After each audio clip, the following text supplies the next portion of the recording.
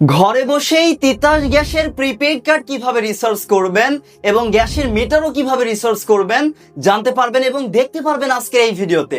আপনারা এখনো অনেকেই আছেন কষ্ট করে দোকানে গিয়ে গ্যাসের কার্ড রিসার্চ করেন, কিন্তু আপনারা ঘরে বসে আপনাদের হাতে থাকা মোবাইল ফোন দিয়ে গ্যাসের কার্ড রিসার্চ করতে পারবেন, তাও আবার বিকাশ, নগদ সহ অন্যান্য পেমেন্ট গেটওয়ে দিয়ে। কিন্তু কিভাবে জানার জন্য ভিডিওটা শেষ পর্যন্ত দেখবেন। তো চলুন আজকের ভিডিওটি শুরু করা যাক। ওকে, আপনার মোবাইল দিয়ে তিতাস গ্যাসের প্রিপেইড কার্ড রিসার্চ করার জন্য আপনার মোবাইলে এনএফসি অপশনটা থাকতে হবে। আর বর্তমানে যত আপডেট ভার্সন নতুন মোবাইল আছে সবগুলো মোবাইলেই কিন্তু মোটামুটি এনএফসি অপশনটা থাকে, যে আমরা এখানে পেয়ে গিয়েছি। চালু করা না থাকলে আপনারা চালু করে নেবেন। আর এইখানে ওপরে যদি অপশনটা নোটিফিকেশন বারে না পান তাহলে আপনাদের কাজ হবে সেটিং এ চলে যাবেন, সেটিং এ গিয়ে এনএফসি লিখে সার্চ করবেন। তাহলে দেখুন এই যে এনএফসি এন্ড এখান থেকে কন্টাক্টলেস পেমেন্ট এরকম একটা অপশন আসতে পারে। এটা যদি বন্ধ থাকে এটা এখান থেকে অবশ্যই চালু করে দিবেন। এটা চালু করার পরে আপনাদের কাজ হবে প্লে স্টোরে চলে আসুন। আর আপনাদের মোবাইলে এনএফসি অপশন না থাকলে আপনার আব্বু আম্মু কাছের যার আসলে এনএফসি অপশনটা আছে তার মোবাইল থেকে আপনারা এই কাজটা করতে পারবেন। তো প্লে স্টোরে গিয়ে এবার একটা অ্যাপ ডাউনলোড করতে হবে। এনএফসি অপশনটা চালু করার পরে তিতাস প্রিপেইড গ্যাস কাস্টমার লিখে সার্চ করলেই প্লে স্টোরে অ্যাপটা পেয়ে যাবেন, অফিসিয়াল ভাবে অ্যাভেলেবল আছে। জাস্ট কাজ হবে অ্যাপটা ডাউনলোড করুন, ইনস্টল করে তারপর ওপেন করে দিবেন। আমরা এখান থেকে ওপেন করে দিচ্ছি। এরপর এইখানে আপনাদের নতুন একটা অ্যাকাউন্ট খুলতে হবে। আর এখানে হয়তোবা আপনারা আমার স্ক্রিনটা এখন দেখতে পারবেন না, এই জন্য আমি আরেকটা মোবাইল দিয়ে আপনাদেরকে দেখানোর চেষ্টা করব। এই যে এখন হয়তো আপনারা আমার স্ক্রিনটা দেখতে পাচ্ছেন, আরেকটা মোবাইল দিয়ে দেখাচ্ছি। এখানে মূলত নতুন একটা অ্যাকাউন্ট খুলতে হবে।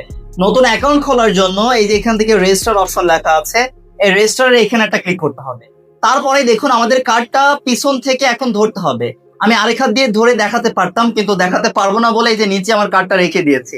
এই যে মোবাইলের পিছনে এখন কার্ডটা জাস্ট আমরা ধরবো, ওই বরাবর আমরা রাখবো, যেহেতু আমরা ধরতে পারছি না, কারণ আরেক মোবাইল দিয়ে যেহেতু আপনাদেরকে আবার রেকর্ড করে দেখাচ্ছি, তাই আমরা রেখে দেখবো যে আসলে আমাদের এটা কাজ করে কিনা। তাহলে আমরা এখান থেকে একটু চেষ্টা করবো, হয় না। এই যে হয়েছে। এই যে দেখুন আমাদের এইবার কিন্তু ডিটেক্ট করতে পেরেছে। আমাদের কার্ড যখনই তারা সুন্দরভাবে ডিটেক্ট করতে পারবে আমাদের অ্যাকাউন্ট খোলার পেজে কিন্তু নিয়ে আসবে। আসলে এই পেজে স্ক্রিন রেকর্ড হচ্ছে না, এই জন্য আরেকটা মোবাইল দিয়ে দেখানো লাগছে, এই জন্য আসলে কষ্ট করে করা লাগছে আর কি। যাই হোক, আপনারা খুব সহজেই করতে পারবেন। আপনারা তো আর ভিডিও করবেন না, আপনারা সরাসরি অ্যাকাউন্ট খুলে রিসার্চ করবেন। এখন অ্যাকাউন্ট কিভাবে খুলবেন? আপনাদের নাম দিবেন, পুরো নামটা দিবেন, আপনাদের একটা মোবাইল নাম্বার দিবেন, ইউজার আইডি জায়গায় আপনারা আপনাদের ইমেল অ্যাড্রেসটা দিয়ে দিবেন। হ্যাঁ, আপনাদের একটা ইমেল দিবেন, যে কোনো একটা ইমেল দিতে পারেন, কোনো সমস্যা নেই। তারপর স্ট্রং একটা পাসওয়ার্ড দিবেন, সেম পাসওয়ার্ড আরো একবার দিবেন, তারপর রেজিস্টার একটা ক্লিক করবেন।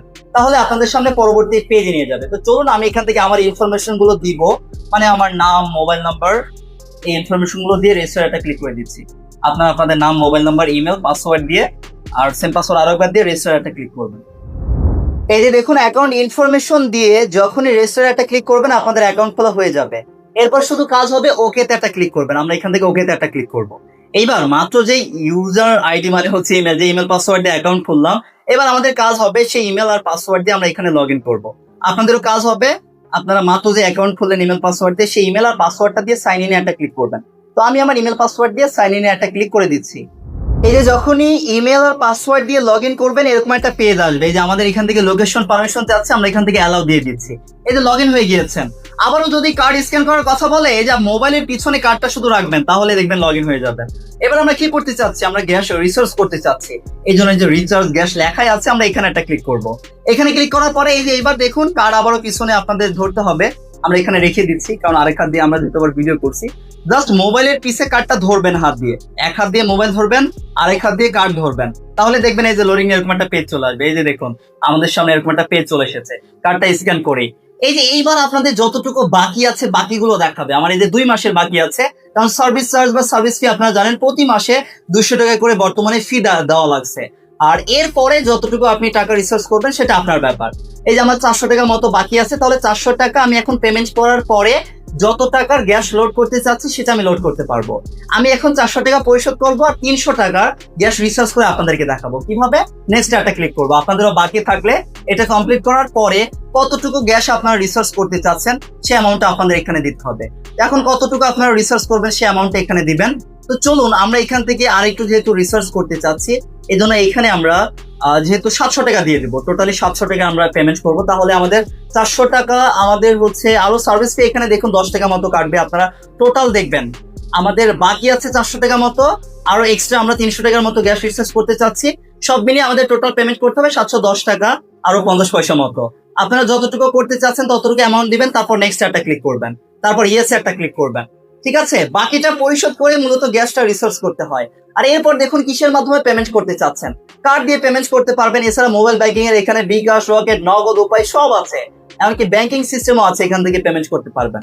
আমরা বিকাশ দিয়ে দেখাবো, আপনারা এই সেম প্রসেসে অন্যান্য গেটওয়ের মাধ্যমেও মূলত অন্যান্য পেমেন্ট দিয়ে আপনারা যে ইনফরমেশন চাইবে সে অনুযায়ী সামনে এগিয়ে পেমেন্ট করতে পারবেন। আমরা বিকাশ দিয়ে দেখাই, বিকাশটা সিলেক্ট করব, তারপর আমরা পরবর্তী পেজে একটা ক্লিক করব, এই যে পে লেখা আছে পেতে একটা ক্লিক করব, তারপর লোডিং এ আমাদের সামনে এরকম একটা পেজ আসবে। এবার ওই যে আমাদের অ্যাকাউন্ট নাম্বারটা এখানে চলে এসেছে, অন্য নাম্বার দিয়ে পেমেন্ট করতে চাইলে সেই নাম্বারটা দিতে পারেন, আমরা এই নাম্বারই রাখলাম। তারপর এখান থেকে কনফার্ম একটা ক্লিক করব, তারপর আর কি এখানে আপনাদের নাম্বারে হচ্ছে একটা ভেরিফিকেশন কোড আসবে, সেই কোডটা এখানে দিয়ে আপনারা গোতে একটা ক্লিক করবেন। তো আমাদের নাম্বারে যে কোড আসবে সেই কোড দিয়ে আমরা গোতে একটা ক্লিক করব। এই যে বিকাশ থেকে যে ভেরিফিকেশন কোড এসেছিল আমরা কোডটা দিয়েছি, তারপর আমাদের বিকাশের পিনটা দিতে হবে। আর বিকাশে অবশ্যই টাকা থাকতে হবে যতটুকু এই যে এখানে এখন রিসার্চ করতে চাচ্ছেন, 710 টাকা মতো আমাদের যেমন থাকতে হবে, 710 টাকা এমনকি 50 পয়সা আরো। তো কনফার্ম এটা ক্লিক করে দিচ্ছি, ডান।